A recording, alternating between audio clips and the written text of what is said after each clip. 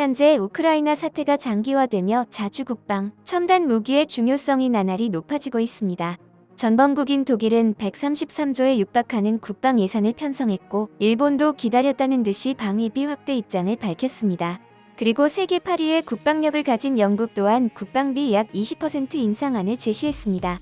이처럼 군사력 증강에서 소심하던 국가들도 다시 재무장을 준비하며 전 세계는 국방력 강화라는 공동 목표를 갖기 시작했습니다. 그런데 이때 중국이 중국 서북공대가 자체 개발한 극초음속 발사체 페이텐 1호를 성공적으로 발사했다고 발표했습니다. 대학 측은 이번 발사체에 로켓에 스크램제트 엔진을 결합하는 진화된 기술이 사용됐다고 밝혔습니다. 스크램제트는 외부에서 유입된 공기로 연료를 연소시키는 방식으로 기존 극초음속 발사체보다 더 멀리 날아갈 수 있고 저공 비행도 가능합니다. 중국은 이미 극초음속 탄도미사일 둥펑 17을 실전 배치했는데 이번 기술을 이용하면 자체 힘으로 날아가는 극초음속 순항 미사일 개발도 가능하다는 분석입니다. 이번 중국이 발사에 성공한 극초음속 미사일은 마하 5 이상의 속도로 날아가기 때문에 요격이 어려운 것이 특징입니다. 지난 3월 러시아는 단 한 번도 실전에 사용한 적 없는 최신 무기 극초음속 미사일을 이틀 연속 우크라이나에 사용하기도 했습니다. 당시 푸틴 대통령이 직접 무적의 무기라고 자랑하기도 했습니다. 우크라이나에 처음 극초음속 미사일을 사용한 러시아는 지난 5월 또 다른 극초음속 미사일인 츠르콘의 발사를 성공시켰습니다. 이처럼 중국과 러시아가 모두 개발에 성공한 극초음속 미사일은 놀랍게도 아직 미국은 개발하지 못했습니다. 미국이 현재 오커스 협력국인 영국, 호주와 함께 발빠르게 따라가고 있지만 워낙 극비에 진행하는 미국이기에 현재 진행 상황은 알려지지 않았습니다. 지난 4월 미국이 오커스 연합국과 함께 극초음속 미사일 개발에 매진한다는 발표를 하자 중국은 즉각 반발하는 모습을 보였습니다. 장준 유엔 주재 중국 대사는 어느 누구라도 우크라이나 사태를 겪기 싫다면 세계 다른 지역들을 같은 위기에 내몰 수 있는 일들은 자제해야 한다고 주장했습니다. 현재 극초음속 미사일에서도 미중러의 경쟁은 팽팽합니다. 그런데 나란히 극초음속 미사일 개발에 성공한 중국과 러시아 간의 분위기도 마냥 좋아 보이지 않는데요. 앞서 외신은 4일 푸틴 러시아 대통령이 시진핑 중국 국가주석에게 러시아 방문을 요청했으나 시 주석이 어렵다는 반응을 보였다고 보도했습니다. 보도에 따르면 푸틴 대통령은 지난달 15일 시 주석과의 전화회담에서 시 주석의 69세 생일을 축하하고 러시아 방문을 요청했는데 시 주석은 코로나19 대책을 이유로 가까운 장래에 러시아를 방문하는 것은 곤란하다는 입장을 표명했다고 베이징의 외교 소식통이 전했습니다. 이 소식이 보도되자 러시아 크렘린궁은 시 주석이 푸틴 대통령의 방문 요청을 거부한 것은 사실이 아니라고 반박했습니다. 5일 타스 통신 등 러시아 현지 매체에 따르면 드미트리 페스코프 크렘린궁 대변인은 이날 기자들의 질문에 언론 보도는 사실과 완전히 다르다며 중국의 푸틴 대통령 방문 요청과 러시아의 시 주석 방문 요청이 모두 유효하며 코로나19 제한 조치가 완화되는 대로 양국 정상의 방문이 성사될 것이라고 밝혔습니다. 그런데 러시아 대통령실이 특정 외신 보도를 공식 해명하는 것이 매우 이례적이기 때문에 의구심은 해소되지 않고 있습니다. 한편 전문가들은 서방이 대중 견제 문제에서 한 목소리를 냈던 나토 회의 이후 중러 양국의 관계가 이전과 미묘하게 달라졌다고 보고 있습니다.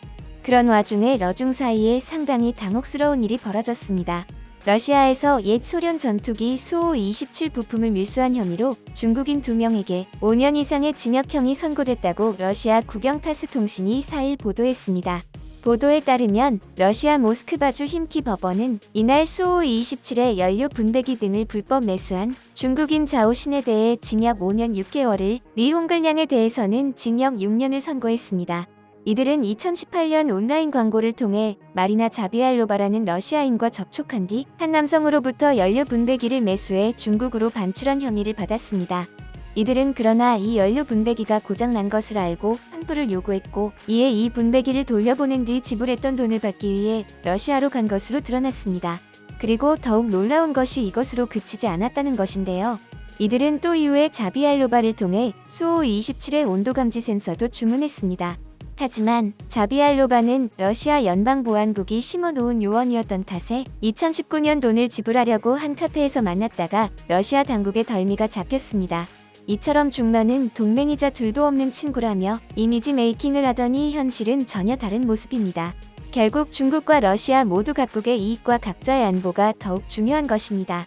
한편 이 보도에서 알 수 있듯이 현재 중국은 극초음속 미사일과 함께 스텔스 전투기 개발에도 상당한 열을 올리고 있습니다.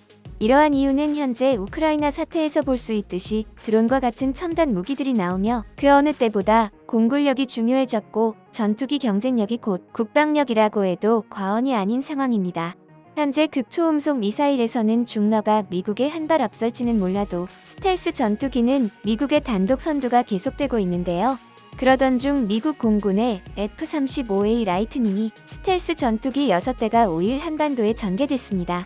국방부에 따르면 이날 우리나라에 도착한 미군 F-35A 전투기는 알래스카주 아일슨 공군기지 소속으로서 오는 14일까지 우리 공군 전력과 함께 연합훈련을 실시할 예정입니다. 국방부는 미군 F-35A 전투기들의 이번 전개는 한미동맹의 강력한 억제력과 연합방위 태세를 현시하는 동시에 한미 공군 간 상호 운용성을 향상하기 위한 것이라고 설명했습니다. 미군 F-35A 전투기가 참여하는 이번 연합훈련은 북한의 연일 계속되는 미사일 위협 등에 대비하기 위한 것으로 보입니다. 현재 미국과 IAEA는 북한이 핵실험에 필요한 모든 준비를 마친 것으로 보고 있습니다.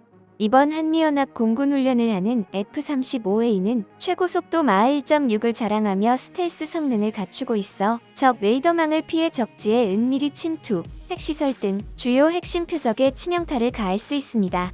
또한 F-35A는 8.16톤의 무장을 탑재할 수 있고 전자전 능력도 갖추고 있습니다.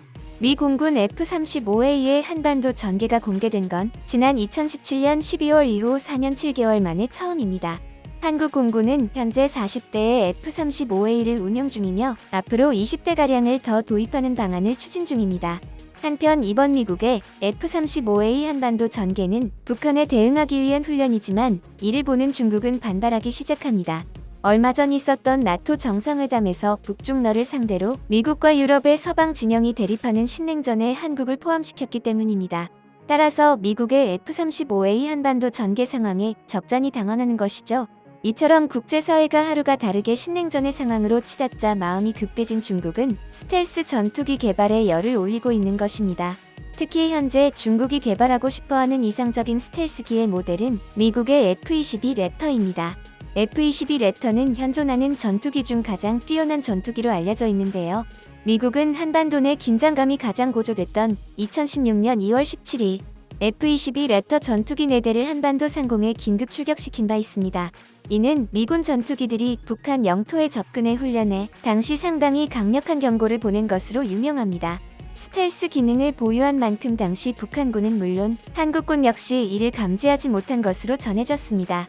F-22 랩터는 F-35A의 상위 버전으로 현재 미국은 F-22 랩터의 해외 수출을 금지하고 있습니다.